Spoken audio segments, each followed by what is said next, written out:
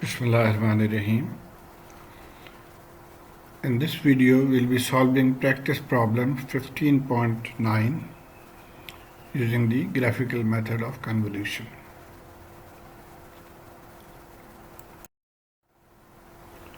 So here is the problem. The impulse response of a network is given by Ht is equal to 5 ut minus 1. If the input signal xt is as given here is applied, determine the output yt at t is equal to these values. So let's first of all draw the two signals. Now the ht is 5 ut minus 1. So you know ut minus 1 means the starting point is t minus 1 equal to 0. That means it starts at t is equal to 1. So this is the starting point, and ut signal, so starting from or at time t, and its amplitude is 5 given here, so the amplitude is 5. So this is 5 ut minus 1, the ht signal. Now let's draw the input signal xt. Xt is given by this values. That means it is 2 times ut. So let's draw 2 times ut. So this is 2 ut. We drawing at 0 since there is no shift, and the magnitude is 2. And then there is a minus, this 2 multiplies, so minus 2 ut minus 3. So t minus 3 means that t minus 3 equals 0, that is t is equal to 3. So it is starting at t is equal to 3, and it is going towards negative side, and the amplitude is 2. So this is minus 2 ut minus 3, and the summation of the two will give the actual signal. So when we add the two, you can see from here it is 2 ut and this is 0, so the signal will be 2 up to this point, and here it is now subtracting 2 plus and 2 minus, so this will become 0. So this is the final shape of the input signal xt. Okay, now let's come to the solution. The first step, if you recall, is that we have to change the scale from t to lambda or z. Now if you can't follow this, I would recommend that you watch my previous videos, so this concept is clear. Okay, so the variable has been changed. This was t here, so all this has been changed to z, and similarly the name ht has been changed to hz and xt xz. So that is the first step.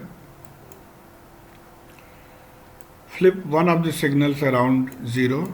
So you can flip any of it. I'll prefer this one. So what we have done is that we have just folded it towards left, and you can see from 0 axis we have folded the signal towards left. So the name is now changed to x minus z. And then third step is move the flip signal to a point t. So basically we convert the 0 into t and all other terms accordingly. So we are moving it to a point t. We don't know where is t. It could be anywhere, so it's an arbitrary point. So the change here is now 0 becomes t, minus 1 becomes t minus 1, and similarly t minus 2 and t minus 3. And the name also changes, name becomes x t minus z. So this is the third step. Okay, now the next step is that we keep pushing this flipped signals towards the other signal, and we stop just short of the point where they overlap with each other. So this point is t is equal to 1, so we're stopping short of t equal to 1. We are looking for this t is less than 1. So we can say that the movement of t, this t, is up to t less than 1. And this is the original formula for integral, and this x and z multiplication is when the two signals overlap. Now since there is no overlap up to this point, therefore this multiplication would be 0, and so the output will be 0. There is no overlap, therefore output yt is equal to 0 for t less than 1. Okay, now we move it further, and we can either stop here, we can stop here, we can stop here. So till such time we are short of 4, what is happening is there is overlap. So multiplication of the two, here also is the overlap, here also is the overlap of all this. And basically there is no change in the situation. That means there we keep on pushing this, and there the overlap is increasing. The moment we cross 4, then this end would be exposed. This will move beyond this one. So that is why we are stopping up to this point. So t is equal to 4. So between 1 and 4 is this movement. So we can say that the movement of t is between 1 and 4. And now this has overlap. Obviously we can see this formula will now need to be modified.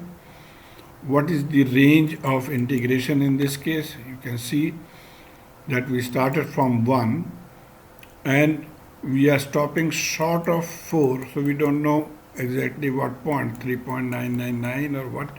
So the second range will be t. So our starting is from 1 and ending it at t, and multiplication of the two. Now hz you can see is 5. So and x is 2 magnitude, so 5 multiplied by 2 within this range will represent the output, and integral will become 10z, and we put the limits. So the answer will be 10 t minus 1.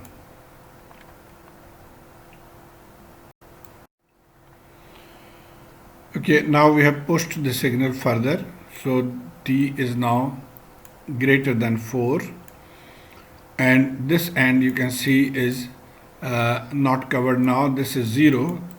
0 is multiplied by 5, so this end will result 0. So only this is our concern. So as we keep on moving, there is no big change. We are just multiplying the two, and this will continue till infinity because this is going up to infinity. So we can say that our range now is t greater than 4. And one more thing, now let's first of all write the equation. So this is the equation for the integral. Now we have to find what is the starting point. Now starting point you can see between these two graphs, it is not specific from here, but we know for sure that the starting point is t minus 3, because as you keep on moving, this point t minus 3 will remain the starting point. So the starting point here will put t minus 3. What is the ending point? Again, it could be anything from here, we don't know, so but this is fixed, so the ending point is t. So this is important to understand the two limits.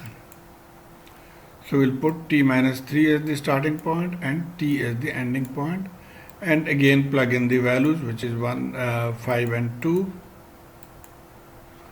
So plug in the values, integrate 10z, put in the limits, so the answer will be 30. So yt is 30 for all this range, which is a constant. Now let's summarize. We got yt is equal to 0 for t less than 1. We got yt is equal to 10 t minus 1 for between 1 to 4, t between 1 to 4, and we got yt 30 for t greater than 4. Now let's come to the question that we have. We have to find yt at t equal to these time intervals. Let's see the first one. At minus 0.5, now we don't have any signal at minus, t less than 1 is 0. So minus 5 is also t less than 1. And therefore, in this case, the answer is 0. Okay, so yt is 0. Similarly here, at t5 is also less than 1. So this falls within this range. And therefore, yt is 0. Now we come on to the third one. This falls within this range, 2.5 is less than 4. So we'll use this formula and plug in the value of t. So yt is 10 t minus 1. Now plug in the value of t, 2.5. So this 2.5 minus 1 will be 1.5 multiplied by 10. So the answer is 15. And same here, this is also falling within this range. So we'll again use the same equation. Plug in 3.5, so the answer is 25, and this is the answer also as given by in the book 0, 0, 15 and 25. So I hope this gives you an understanding how to solve this type of a problem. Thank you.